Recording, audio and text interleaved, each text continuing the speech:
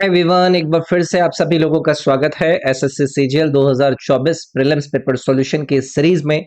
इस वीडियो में मैं आप लोगों के साथ डिस्कस करूंगा जीके जीएस के सब्जेक्ट से पूछे गए 25 सवालों को।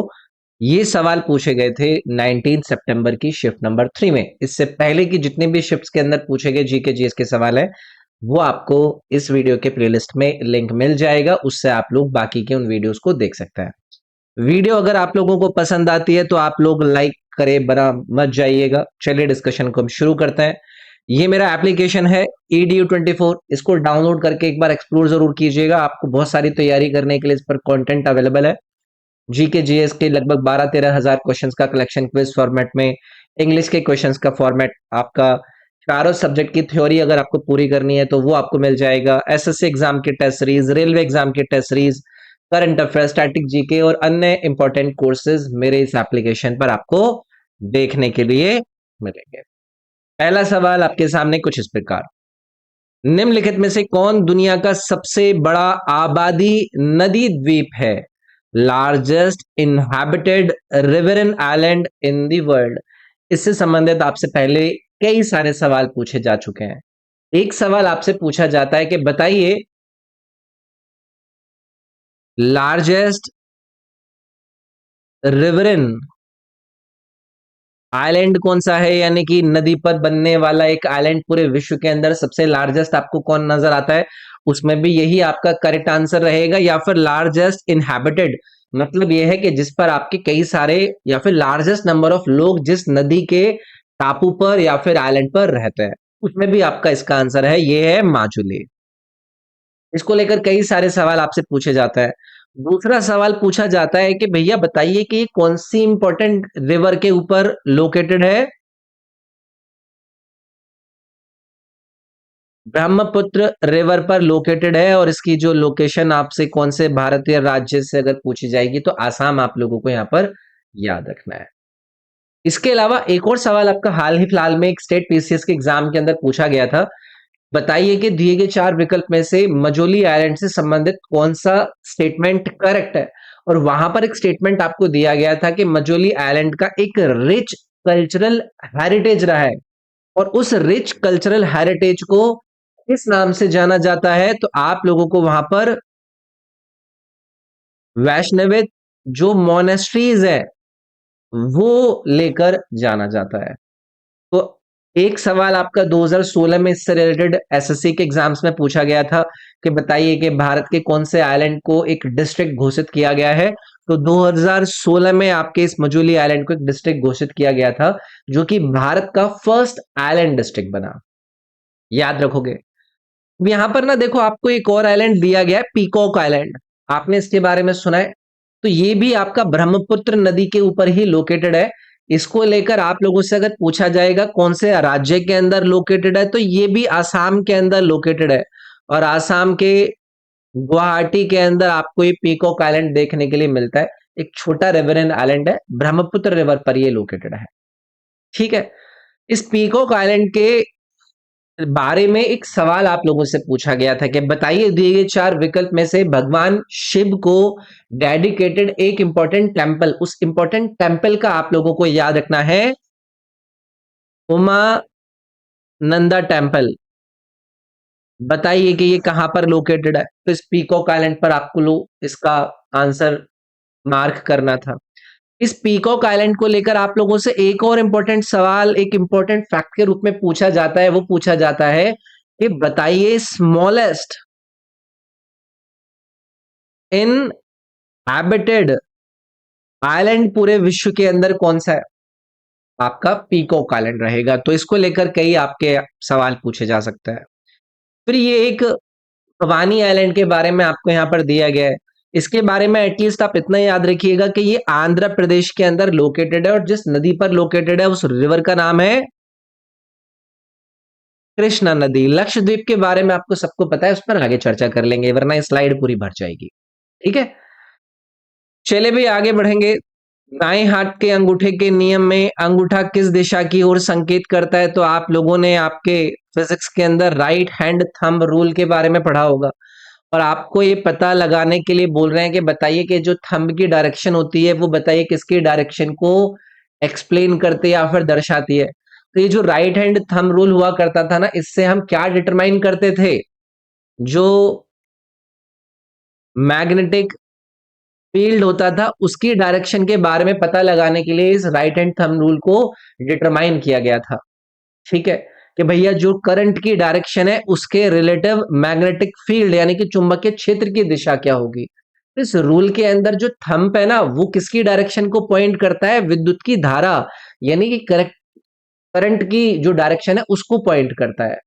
और जो फिंगर्स होती हैं, जो फिंगर्स कर्ल होती हैं आपके कंडक्टर के अराउंड में, वो आपका इंडिकेट करती हैं जो मैग्नेटिक फील्ड रहेगा या फिर मैग्नेटिक फील्ड्स की जो डायरेक्शन रहेंगी उनको इंडिकेट करेंगे।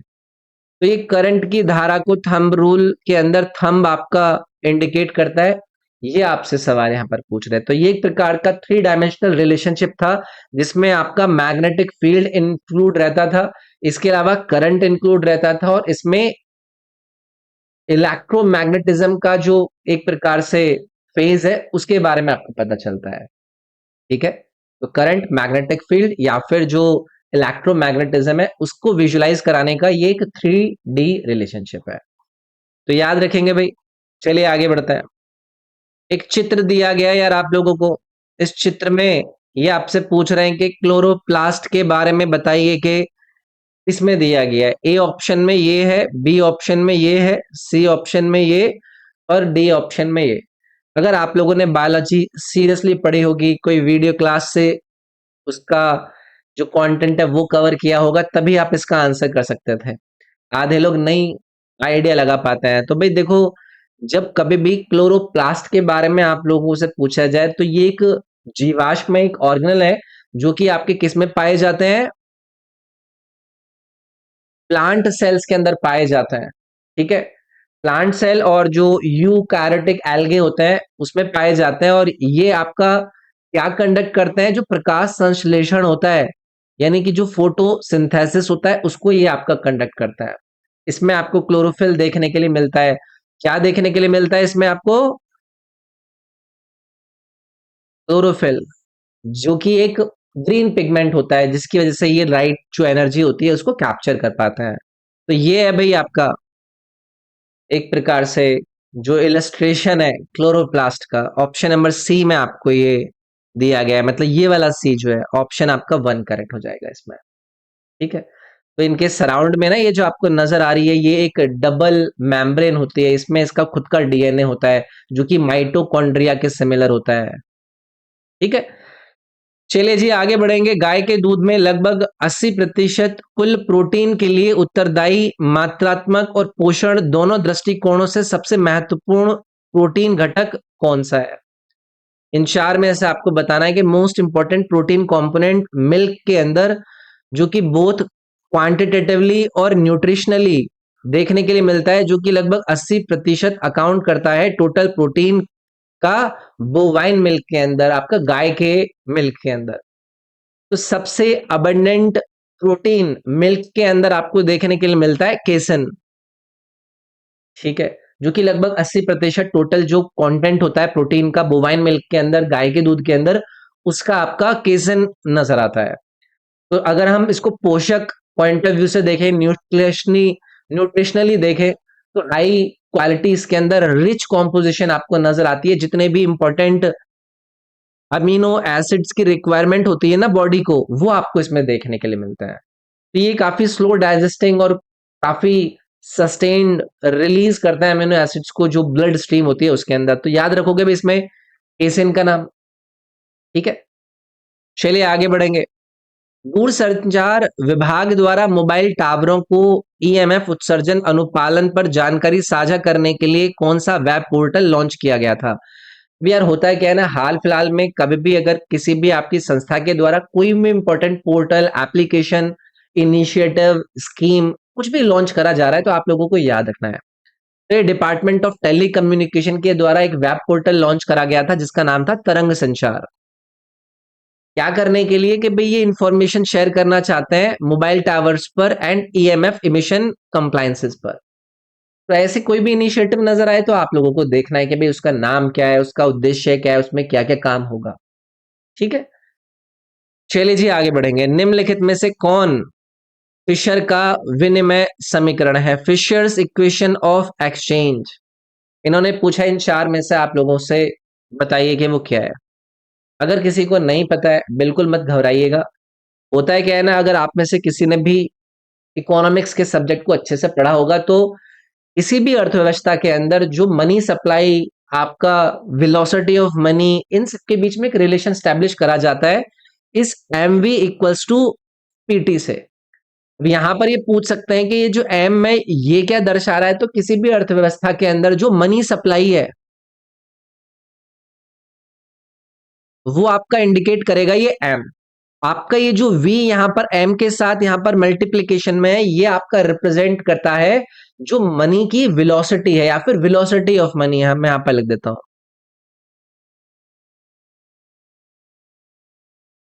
Velocity of money. तो ये वेलोसिटी ऑफ मनी, अब मनी दौड़ नहीं रही है, ये एक प्रकार से दर है। जिस दर से जो मनी है यानी कि जो पैसा है वो क्या कर रहा है, इकोनॉमी के अंदर सर्कुलेट कर रहा है। अब ये पी क्या है? पी मुझे लगता है कि ज्यादातर लोगों को आइडिया ही होगा, ये है प्राइस लेवल।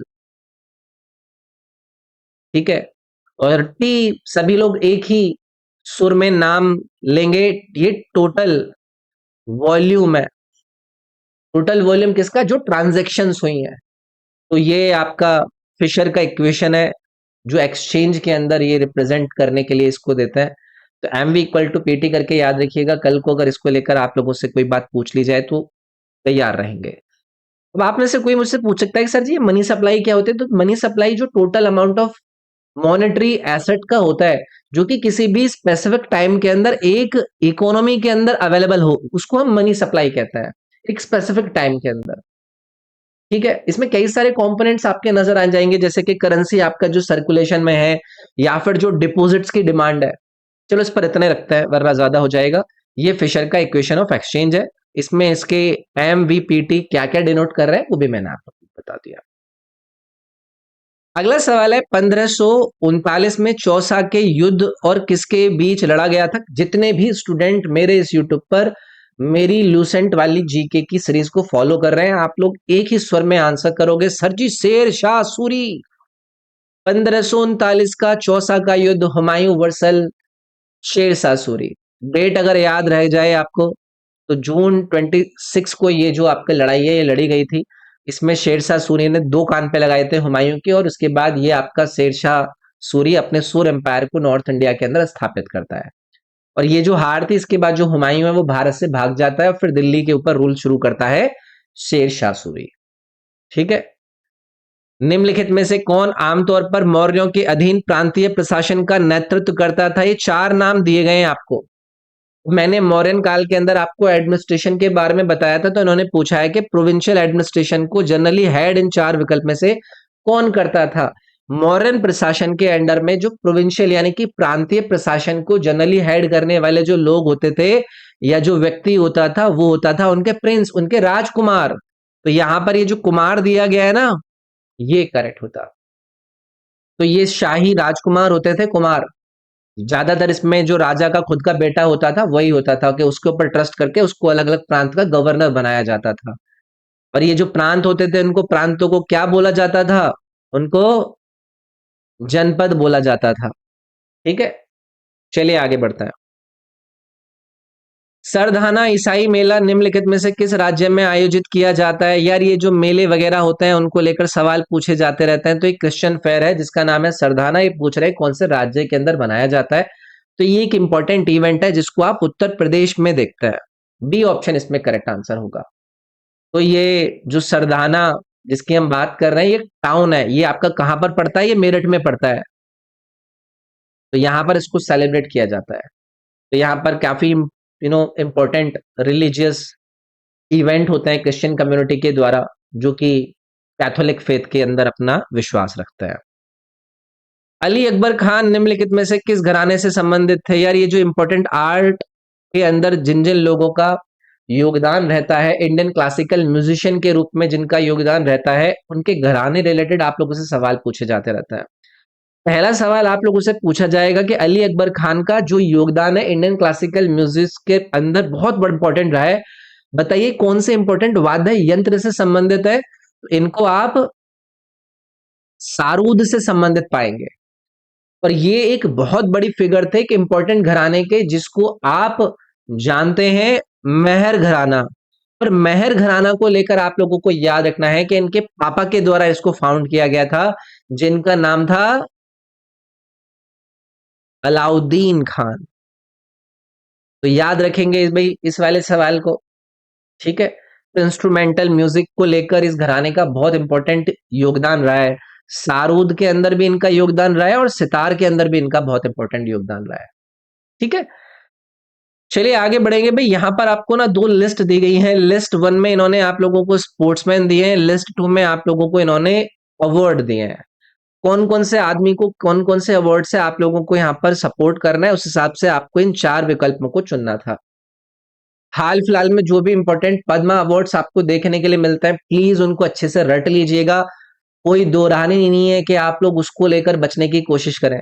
यहाँ पर देवेंद्र झांझरिया का नाम इन्होंने यूज किया है, ये पद्म भूषण से सम्मानित करे गए हैं 2022 में। उसके बाद सुमित अंतिल को पद्मश्री 2022 से सम्मानित किया गया है। नीरज चोपड़ा को मेजर ध्यानचंद्र खेल रत्न अवार्ड 2021 से सम्मानित किया गया था।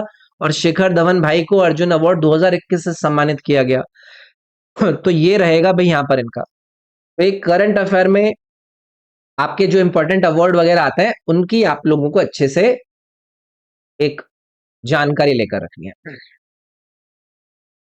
अगला सवाल है, भारतीय संविधान का कौन सा अनुच्छेद उल्लेखित करता है कि राज्य ग्रामीण क्षेत्रों में व्यक्तिगत या सहकारी आधार पर कुटीर उद्योगों को बढ़ावा देने का प्रयास करेगा। अब अलग अलग आर्टिकल्स के अलग अलग प्रोविजंस को लेकर आप लोगों से सवाल पूछे जाते हैं। जब आप लोगों को डीपीएसपी पढ़ाया जाता है तो वहां पर ये प्रोविजन नजर आता है, that state shall endeavour to promote cottage industries on an individual और cooperated basis in rural areas. कोई बताएगा?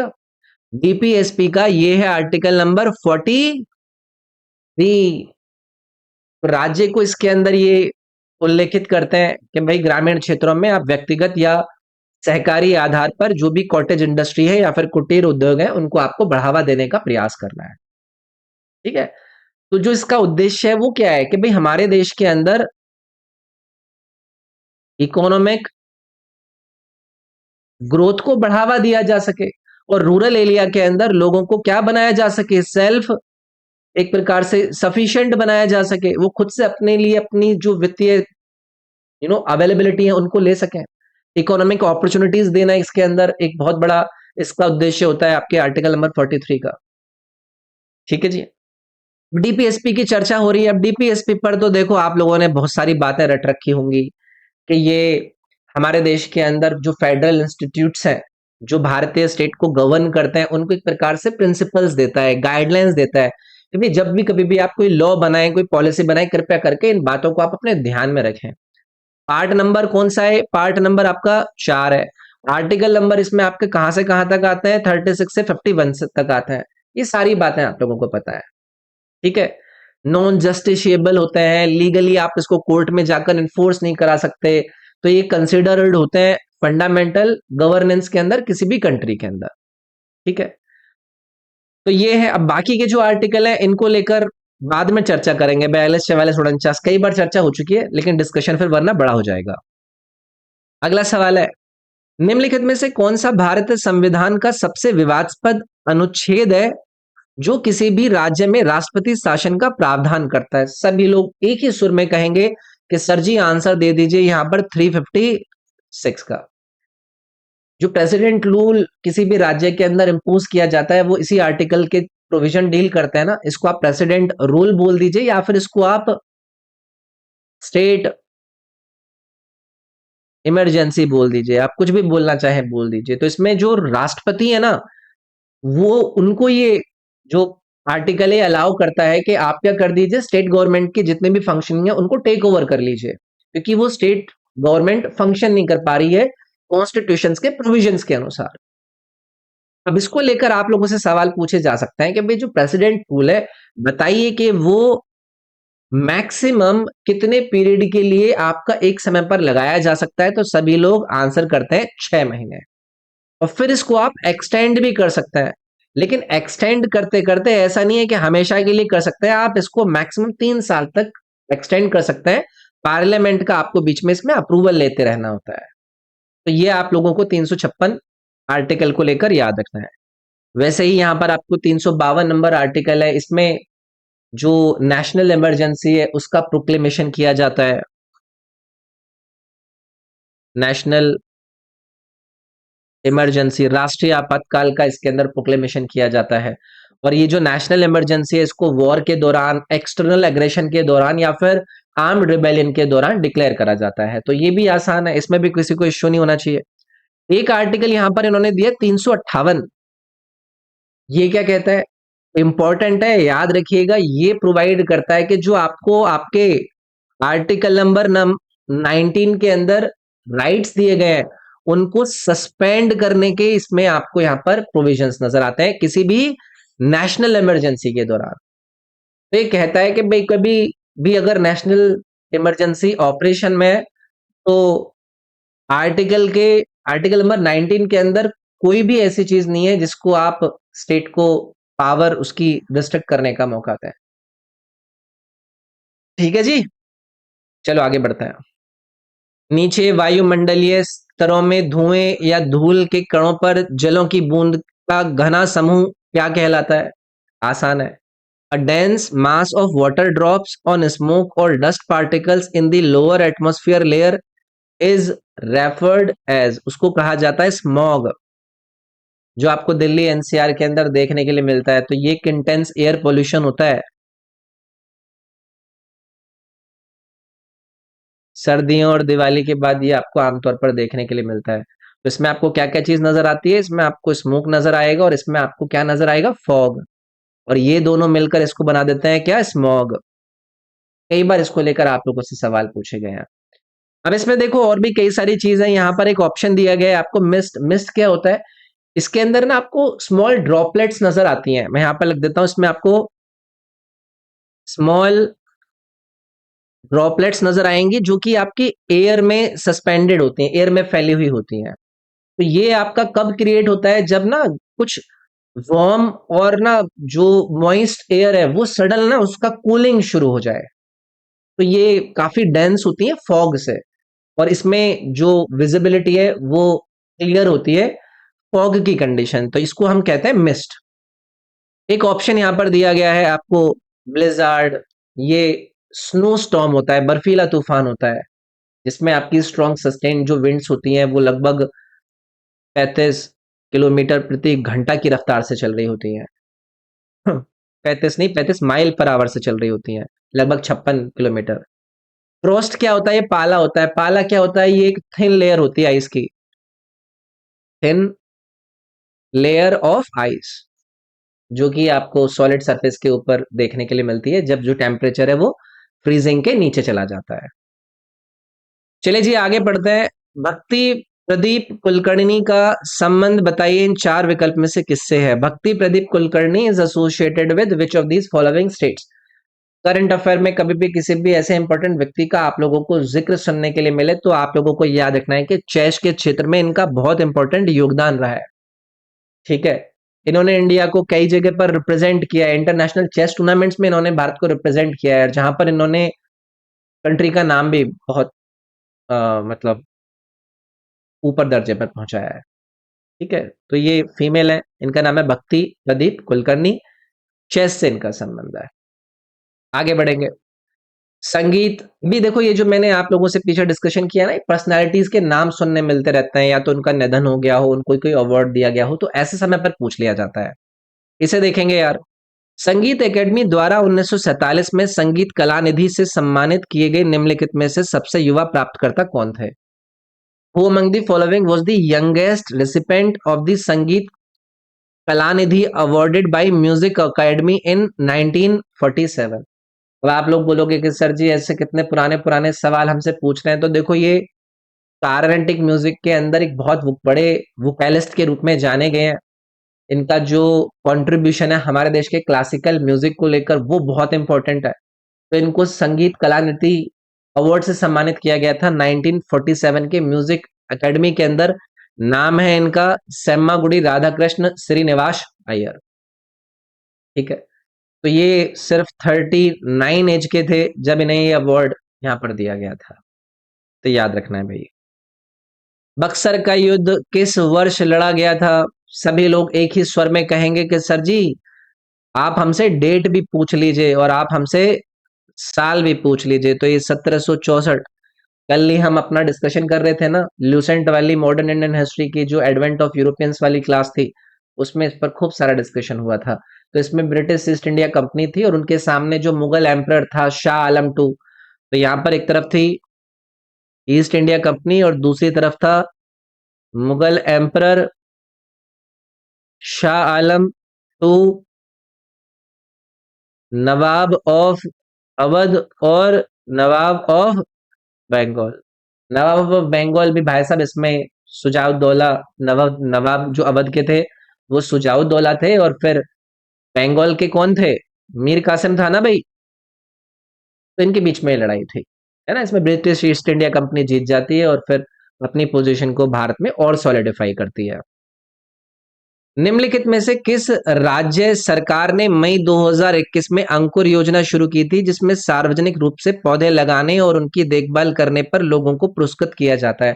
अलग अलग राज्य सरकारों की इंपॉर्टेंट स्कीम्स को लेकर आप लोगों को अपने आप को अवेयर रखना है हमारे इस यूट्यूब चैनल पर कराए जाने वाले करंट अफेयर में, और जो मेरे एप्लीकेशन पर डेली करंट अफेयर के आपको क्विज में देता हूं, उन पर ऐसे इंपॉर्टेंट न्यूज को मैं आपके साथ साझा करता हूं। तो ये 2021 की स्कीम है जो कि मध्य प्रदेश सरकार के द्वारा चलाई गई थी, अंकुर स्कीम। इसमें प्लांटेशन को प्रमोट कर रहे थे। ठीक है। वॉरेन हास्टिंग्स के अधीन पारित निम्नलिखित में से किस अधिनियम को हाफ लॉफ्ट सिस्टम भी कहा जाता है? हाफ लोफ सिस्टम के नाम से जाने जाने वाले हॉरन हास्टिंग के दौरान पास किए गए एक्ट का आप लोगों को नाम बताना है। भाई ये है आपका पिट्स इंडिया एक्ट 1784। ठीक है, तो इसमें क्या हुआ था, इसमें जो ब्रिटिश टेरिटरीज के ऊपर ड्यूअल कंट्रोल था वो इसके द्वारा स्थापित करा गया था, ब्रिटिश गवर्नमेंट और ईस्ट इंडिया कंपनी के द्वारा। तो ये जो बोर्ड ऑफ कंट्रोल था, सिविल मिलिट्री और रेवेन्यू अफेयर्स को देखने वाले इनके जो बोर्ड है वो इसको अथॉरिटी देता है। तो इसको ये हाफ लूप सिस्टम के नाम से भी जानते हैं। और क्योंकि ड्यूअल सिस्टम गवर्नमेंट्स का भारत के अंदर स्थापित कर रहे थे और ईस्ट इंडिया कंपनी के पास कमर्शियल फंक्शंस और पॉलिटिकल एक्टिविटीज इससे सेपरेट हो रही थी। तो याद रखेंगे इसको। न्यूलैंड की सप्तक व्यवस्था में लिथियम और किसकी विशेषताएं समान पाई गई थी?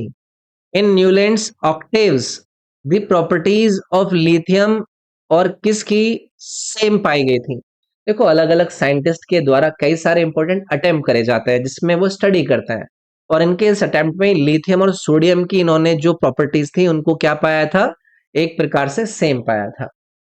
ठीक है, तो इन्होंने ऑब्जर्व किया था जितने भी तत्व थे, जब इन्होंने इन सारे के सारे तत्वों को उनके एटॉमिक मासेस के क्रम में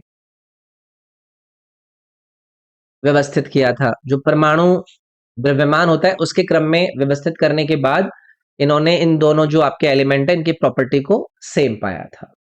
ठीक है, अगला सवाल है, भारत ने निम्नलिखित में से किन वर्षों में एशियाई खेलों की मेजबानी की? हम एशियन गेम्स की होस्टिंग को लेकर भारत का नाम पूछ रहे, तो पहली बार भारत होस्ट करता है 1951 में, लेकिन दूसरी बार भारत के द्वारा जो गेम्स को होस्ट किया गया था वो था 1982। तो 91 और 82 ये 2 साल आपको याद रखने हैं जिस समय पर इन एशियन गेम्स को भारत के अंदर होस्ट किया गया। ठीक है, निम्नलिखित में से कौन सा आंदोलन भारत में बड़े और छोटे किसानों के बीच क्षेत्रीय असमानता का कारण बना? यानी कि स्मॉल फार्मर्स और लार्ज फार्मर्स के बीच में एक रीजनल डिस्पैरिटीज क्रिएट करने वाले आंदोलन का आपको नाम यहां पर बताना है। एक बेहद इंपॉर्टेंट आंदोलन जिसको हम हरित क्रांति यानी कि ग्रीन रेवोल्यूशन के नाम से जानते हैं। तो यहाँ पर रिसर्च डेवलपमेंट टेक्नोलॉजी के इनिशिएटिव्स को लेकर आना, 1940 और 1960 के बीच में इंपॉर्टेंट काम चले थे।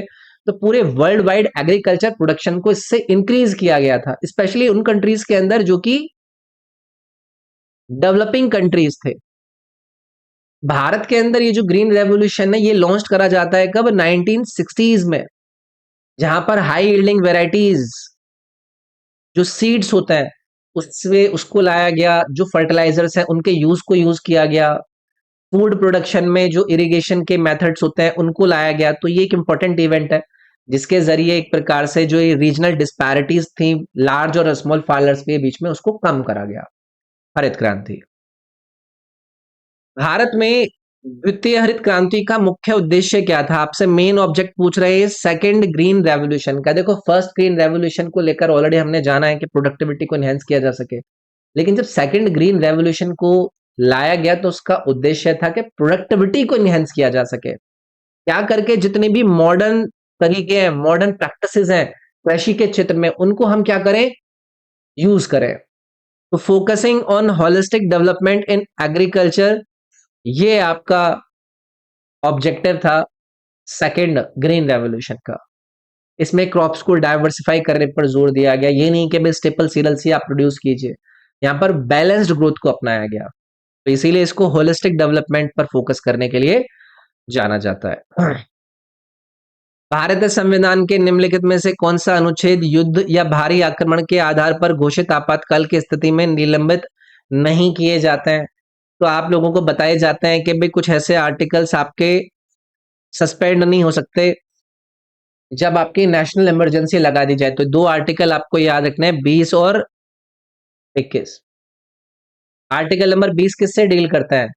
कई सारे इंपॉर्टेंट जो राइट्स है उनको प्रोटेक्ट करने से डील करता है। जब किसी को क्या करा जाता है, कन्विक्ट करा जाता है उसके ऑफेंसेस को लेकर, इसमें जो भी एक्सपोस्ट फैक्टो लॉज है उसको प्रोहिबिट करता है। डबल जियोपार्डी इसमें नहीं होनी चाहिए, सेल्फ इंक्रिमिनेशन नहीं होना चाहिए। ये आपके आर्टिकल नंबर 20 में आता है। आर्टिकल नंबर 21 क्या करता है? राइट टू लाइफ गारंटी करता है। राइट टू लाइफ गारंटी करता है, पर्सनल लिबर्टी को गारंटी करता है। ये कहता है कि कोई भी व्यक्ति को आप डिप्राइव नहीं कर सकते उसकी पर्सनल लिबर्टी से, एक्सेप्ट अगर कोई लॉ ने कोई प्रोसीजर को स्थापित कर रखा है। तो ये 20 और 21 ऐसे दो आर्टिकल हैं जो कि इमरजेंसी के दौरान किसी भी व्यक्ति के अलग नहीं होता है। ठीक है, अंतिम सवाल हमारी इस क्लास का, केरल का एले कराड़ी नृत्य निम्नलिखित में से किस जनजाति द्वारा किया जाता है? एक आपको डांस दिया गया है केरला का और ये पूछ रहे हैं कौन सी ट्राइब्स। आप लोग अगर मेरी करंट अफेयर की क्लासेस और मेरे क्विजेस को करते हैं तो आप लोग ऐसे सवालों को यूं करते हैं। तो ये नीलगिरी हिल्स में पाई जाने वाली एक इंपॉर्टेंट ट्राइब है जिसका नाम है इरुलर जनजाति। ये प्रोमिनेंट ट्राइब है केरला के अंदर जो कि नीलगिरी हिल्स के अंदर आपकी रहती है। एक इंपॉर्टेंट और पहाड़ियां, उनका नाम याद नहीं आ रहा है मेरे ख्याल से, पल्लाकड़ पल्लाकड़ करके पहाड़ियां, ये वहां भी जनजाति देखने के लिए मिलती है। तो ये ट्राइब है। डांस याद रखिएगा, इनका डांस आपको यहाँ पर दिया गया था, एले कराड़ी नृत्य। तो ये था भाई हमारे इस वीडियो के अंदर जीएस के सवालों का डिस्कशन। आई होप आपको क्लास के अंदर कराए गए क्वेश्चंस के डिस्कशन से कुछ फायदा हुआ होगा। फायदा हुआ हो तो वीडियो को लाइक जरूर करना है। बाकी ये मेरे इंस्टाग्राम का यूजर नेम है रॉबिन SIRG, इस पर आप लोग मेरे साथ कनेक्ट कर सकते हैं। कोई भी आपको गाइडेंस चाहिए मैं आपको यहाँ पर अवेलेबल मिलूंगा। इस वीडियो के डिस्क्रिप्शन में बाकी सारे इंपॉर्टेंट लिंक्स आपको दिए गए हैं, जैसे कि मेरे टेलीग्राम का लिंक, मेरी इस प्लेलिस्ट का लिंक, एप्लीकेशन का लिंक, बाकी सारे इंपॉर्टेंट लिंक। तो आप उनसे भी जुड़ सकते हैं। टेलीग्राम से जरूर जुड़ जाइएगा, वहां पर सारी अपडेट्स मैं आप लोगों को शेयर करता हूँ। मिलते हैं अगली वीडियो में। इस वीडियो में इतना ही। Thank you, take care, bye bye.